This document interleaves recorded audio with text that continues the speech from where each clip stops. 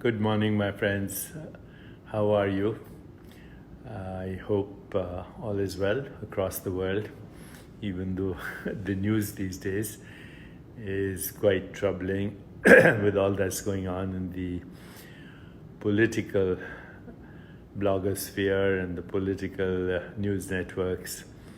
The world is increasingly conflicted, and there's almost a mass hysteria in the world right now, mass melodrama being perpetuated by world leaders who, in all honesty, seem to only be interested in power. But let's leave that aside. Today I want to talk to you about the healing self. As you know, I did write a book a while ago with Harvard neurogeneticist Rudy Tanzi called The Healing Self, a revolutionary new plan to supercharge your immunity, a revolutionary new plan to supercharge your immunity and stay well for life. That book was written with my co-author Rudy Tanzi, who's a world-renowned expert in brain health and who is also the holder of the Joseph P. and Rose F. Kennedy Endowed Chair in Neurology at Harvard University. He serves as the Vice Chair of Neurology and Director of the Genetics and Aging Research Unit at Massachusetts General Hospital. Dr. Tanzi was named to Time magazine's 100 Most Influential People for 2015 and to the list of Harvard's 100 Most Influential Harvard alumni. So I and Dr. Tanzi have written 3 books together, The Healing Self being the latest, but before that was Super Genes, and before that was Super Brain.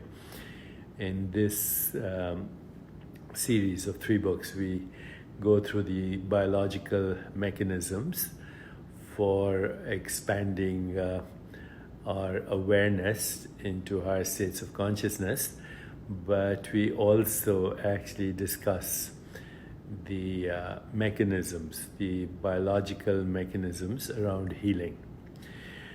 So being part of MetaHuman also should mean that you have access to your healing self. So today I'm going to start a discussion with you on this, a new conversation on this with you.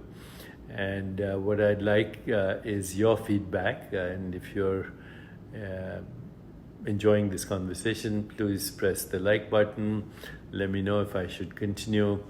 Give me your feedback and let your friends know about the conversation we are having. And today the conversation has to do mainly with the healing self, which means self-healing. If you like that idea, then let me know right now. Okay, we are going to discuss the healing self, self-healing today. And I'm going to start my discussion with placebos, nocebos, inflammation, epigenetics, neuroscience. I'll start with that, but then let's make it practical. How can we all access the healing self? So if you love the idea, and Avita says she loves the idea, Nati says from Argentina, yes please. Marlene says yes please. Miranda says she likes the idea. So Darlene says yes please. So Graciela says good idea. Rachel says love the idea. Aurora Carlson says let's go for this right now. So let's go for it, okay? So let's start with what I first mentioned just now, placebos. The word placebo is derived from, it's actually a Latin word, and it means I shall please. And the opposite of that is nocebo. It means I shall displease. So placebo. What's a placebo? A placebo is an inert substance. It could be sugar water, although sugar water is not inert. It has biological effects, so it could be just water. But basically an inert substance that is either ingested or given by injection or administered in some way or another. It could even be some kind of body treatment or psychotherapy or whatever. But ultimately, a placebo by the medical establishment, by biologists, is considered an inert substance that has biological effects in the direction of healing. And although there are many theories on how it works, actually the mechanism is not well known. It is suspected, but it's not well known.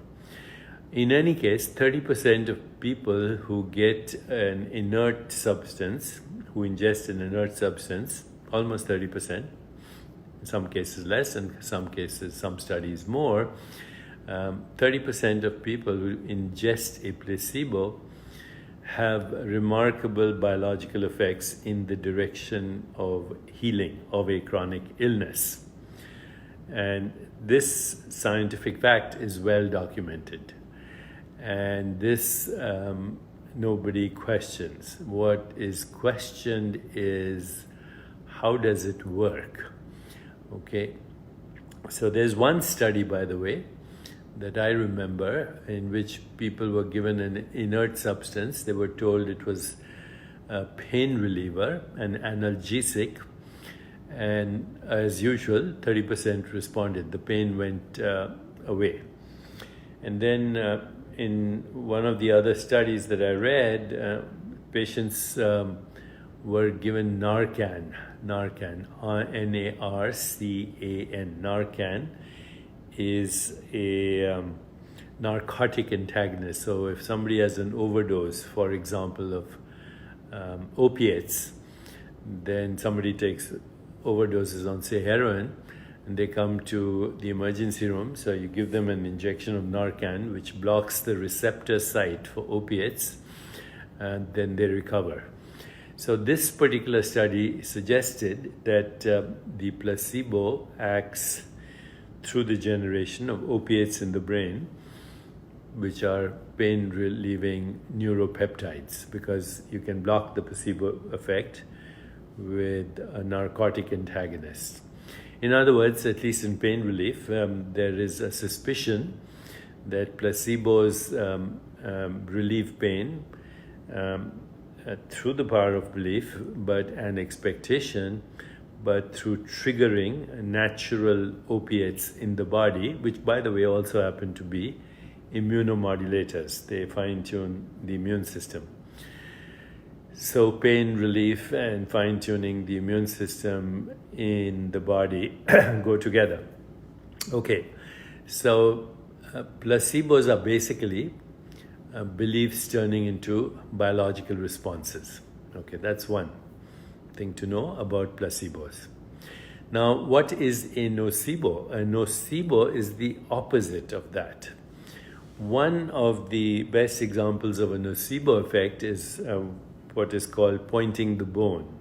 This phrase comes from a custom in the Aborigines of Australia, where if you happen to dislike your enemy a lot and you don't wish him well, then you can go you can go to your shaman, and the shaman will take a kangaroo bone and may dance around fire, uttering some Aborigine mantras, and then the shaman will give his customer the bone and say, now point it at your enemy. And in many cases, pointing the bone at an enemy in this culture and this cultural ecosystem, just pointing the bone at the enemy, will cause the enemy to have nausea and vomiting within 24 hours, get dehydrated perhaps in 48 hours, and die in 1 week. So that's the opposite of the placebo. What the heck is happening? So obviously there's a biological effect, both of the placebo and the nocebo. And here's what I think happens. Okay, the word nocebo is just a human construct for anything that generates intense fear and therefore stress. So pointing the bone, the nocebo effect, in the cultural belief system, is a lethal weapon. Pointing the bone in that cultural belief system is a lethal weapon. What happens is the person, because of intense fear and stress, secretes a lot of stress hormones like adrenaline, cortisol, and norepinephrine, which cause a lot of inflammation in the body, which disturb self-regulation, or what we call homeostasis. So self-regulation or homeostasis, this whole idea goes back a long time in biology, to a great French physiologist by the name of Claude Bernard, I think, okay, who used to talk about something called the milieu interior. The milieu interior means the internal environment. And homeostasis is also a technical word which means self-regulation of the internal environment. Self-regulation of the internal environment. And that includes everything from immune function to endocrine or hormone imbalance, to positive and negative feedback loops in the body, to also inflammatory responses in the body. In any case, what happens as a result of intense fear and stress, which can also lead to things like resentments, grievances, intense depression, humiliation, anxiety, all this can lead to a biology where homeostasis is disturbed, inflammation is increased, and therefore susceptibility to disease is increased. In fact, sometimes the susceptibility to disease is such that it creates what we call something similar to shell shock or PTSD or burnout, or basically just the inability to function, and the body then responds with inflammation, disturbed self-regulation, and disease. The disease, of course, may be something that a person may be genetically predisposed to. Okay, so that's how the nocebo seems to act. Now, the placebo, on the other hand, makes the person feel reassured, gives them a sense of peace, gives them a sense of safety. And particularly if it induces joy, which is our fundamental state of existence, then the placebo does the opposite thing. It probably generates not only opiates, but serotonin and dopamine, on oxytocin and anandamide, the peptide for bliss. And all of these are neuropeptides, but they're also immunomodulators, and they fine-tune the immune system. So I would say the best placebo is the experience of euphoria or intense joy. The experience of euphoria or intense joy. Joy being the fundamental state. Yes, Ruby, anandamide. anandamide. Ananda means bliss. So anandamide is the peptide in the brain that causes bliss. Okay, so opiates, oxytocin, serotonin, anandamide, oxytocin all do the opposite, and they fine-tune the body in the direction of homeostasis. Aurora asks love. Yes, love, joy.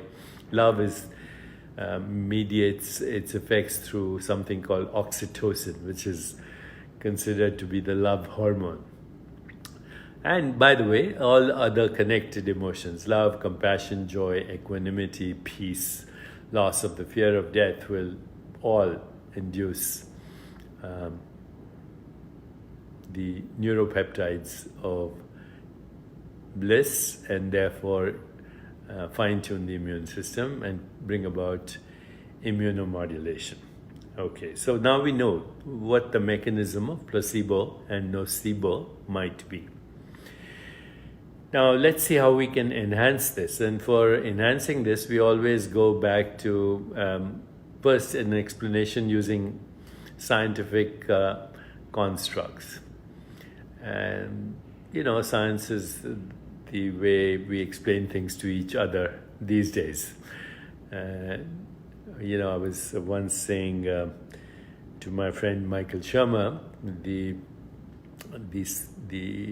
editor and founder of the Skeptics Society and the Skeptic Magazine, that what we call empirical facts are human constructs for modes of knowing and experience in human consciousness. And he kind of dismissed that, said everything is a human construct, including the word human construct. And he's right. If you have a word for it, it's a human construct. If you have a word for it, it's a human construct. Because the word is a human invention, right? The construct is a useful way of navigating experience and sharing our experiences with each other. So I'm sharing my ideas now through human constructs. Constructs created the human civilization and the human experience and the human universe. So if you say molecule, if you say atom, if you say neuropeptide, if you say force field, if you say gravity, if you say electromagnetism, if you say brain, if you say body, if you say mind, if you utter any word, that's a human construct. Because as soon as you open your mouth to say something, that is a human construct. No question about it. So now we can use human constructs to our advantage, because without human constructs, we would not be able to communicate with each other. Of course, if you're at the highest level of transcendence, you can communicate in stillness, and that is the highest communication anyway. But let's not talk about that right now. Transcendence is the best way to achieve homeostasis. But let's talk about, how consciousness, the fundamental reality of our existence, awareness, how it unfolds as experience. So consciousness or awareness is the basis of all experience in every species, in every living species. So what we call awareness is the common ground of experience, whether it's a human experience or the experience that a plant is having, or the experience of an amoeba that is happening, or an experience that any other animal is having. It always starts with awareness. Prior to awareness, there is nothing. So awareness and existence go together, okay? We know existence through awareness. You know that you exist, or anything exists, through awareness. But not only do you know that anything exists through awareness, that's how animals know anything exists because they're aware. Plants, they're aware. Amoeba, they're aware even though they don't have a brain. And the cells in our body are aware even though they don't speak in the English language with an Indian accent. But the cells in our body have to be aware in order to respond to various signals that the body is using to communicate with itself. You know, the liver cells and the kidney cells and the brain cells and the immune cells and the hormone cells all have to communicate. So how do they do that? Well, through sensing. So the first sensing that awareness experiences in order to know itself as experience is just that, sensing, feeling. Now in humans, the feelings become emotions, but everything feels. A single cell feels its way. An amoeba feels its way towards nutrition and away from toxins, on and on. So it sounds, everything starts with feeling or sensing itself as experience through feeling, sensing itself through feeling. In humans, that becomes refined emotions with all kinds of variations. But all emotions are nuances of feeling. Okay? So that's where emotions come in. And we've already said emotions that create stress and fear, damage, emotions that create joy, love, etc., ecstasy, euphoria, do the opposite. Okay? That's how emotions work. Now, look at the third level of experience. The first level was awareness. The second was sensing through feeling. And the third level in human communication and human experience is also what we call communicating through speech. And we do that all the time through human constructs as well. Doctors communicate with their patients through speech. Okay, I'm communicating with you through speech. And so speech that induces joy and euphoria is a placebo. Speech that creates fear and resentment and anger and hostility and depression and intense anxiety and frustration as the opposite, disruption of homeostasis. And therefore, speech becomes an extremely important aspect of our healing. Doctors can introduce the placebo or the nocebo in the very way they communicate. And the communication is not just words, but also body language, eye movements, facial expressions, whether you're smiling, whether you're grimacing, whether you feel anxious, on and on. So communication through speech and body language influences biological outcome. And the words are important. So think of the word cancer. As soon as a person hears the word cancer, what do you think happens? Fear, even sometimes anger, resentment, guilt, what did I do wrong, etc., etc. The very word cancer is pointing the bone. Okay. Now, in fact, every diagnosis is pointing the bone. Every diagnosis is pointing the bone. And yet our whole medical system is built on diagnosis.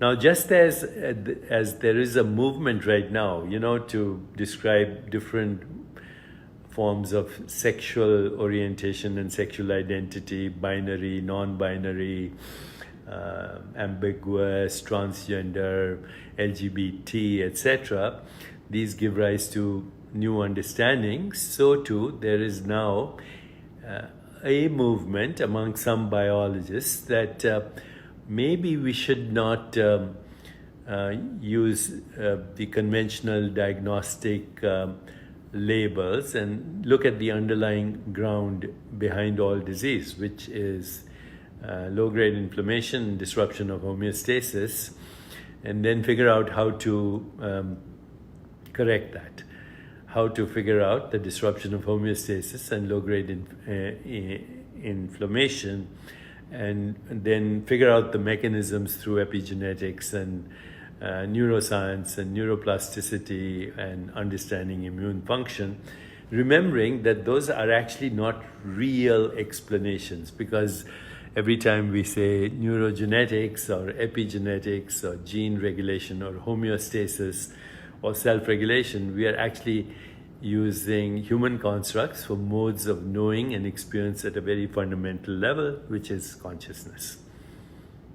At a very fundamental, atoms, molecules, force fields, biology, everything is a result of modes of knowing and experience in human consciousness. But that's fine. That's fine. We use the words to our advantage. So I go back now to the teachings of the Buddha, who said right speech can be healing. He said, speak the truth, don't speak with forked tongue. It's an Indian expression, which means saying one thing to one person and something else to another. Don't speak cruelly. Do not shout, slander, curse, encourage. Do not encourage suffering or hatred. Do not induce fear in other people. Do not exaggerate. Use your speech to create happiness and bliss in the listener. Also listen deeply. Deep listening is the foundation of right speech. If we cannot listen mindfully, we can never know another person. Okay, in fact, in Buddhism, there's something called the Lotus Sutra. The Lotus Sutra says, look and listen with the eyes and ears of compassion. Look and listen with the eyes and ears of compassion. And so here is how any healer can introduce the placebo effect, but you can do it to yourself. So every morning when I wake up, my first thing is I go into meditation and transcendence. But at the end of it, I introduce certain intentions like joyful, energetic body, loving, compassionate heart, reflective, alert mind, lightness of being. And just these intentions then guide spontaneously the choices that I'm making during the day. Right there, these intentions. Joyful, energetic body, loving, compassionate heart, reflective, alert mind, and lightness of being. Just these intentions guide the choices during the day that I make. Okay, so now we've talked about placebo, nocebo, emotions, and speech, all toward healing. Introducing homeostasis, self-regulation, and decreasing inflammation in the body. Now, because I'm also a science geek, I love technology, I'm now looking at artificial intelligence, machine learning, VR, augmented immersive dreamscapes and dream experiences, and bioregulation, biofeedback, heart feedback, and brain beat feedback, and then looking at immune function, endocrine function, inflammatory markers, looking at the effects on the vagus nerve, and looking at breathing patterns and heart rate variability to see if we can create algorithms that correlate everything with everything else. So theoretically then, you could take a selfie or a selfie, and the appropriate algorithms would then correlate that with everything, including biological age, inflammatory markers, immune function, neurogenetics, and everything that is measurable. And this could then lead to new technologies for healing as well. New technologies through music, through aromatherapy, through neuroassociative conditioning, through immune modulation, through self-regulation, and through bioregulation. In fact, this is what I really want to start pioneering now with those who understand both technology and the fact that technology is also the result of human constructs, and we can use technology for self-regulation, but ultimately even expanded awareness and higher states of consciousness. So let's pursue this. Okay, the 3 books that I mentioned today are The Healing Self, Super Genes and Super Brain with Rudy Tanzi, Dr. Rudy Tanzi, Harvard neurogeneticist, and of course, MetaHuman encompasses everything that we need to do to get to that state where we see that our biology is nothing other than the metabolism of experience. But now we also know that there is no experience that is not metabolized as neural correlates, and there is no neural correlates without epigenetic activation, and that means gene activation, and therefore an effect on our total biology. Mind, brain, endocrine system, immune system, inflammatory markers are human constructs for modes of knowing and experience at a very fundamental level, and even technology is the evolution of that. Thank you. God bless. Have a healing and wonderful day.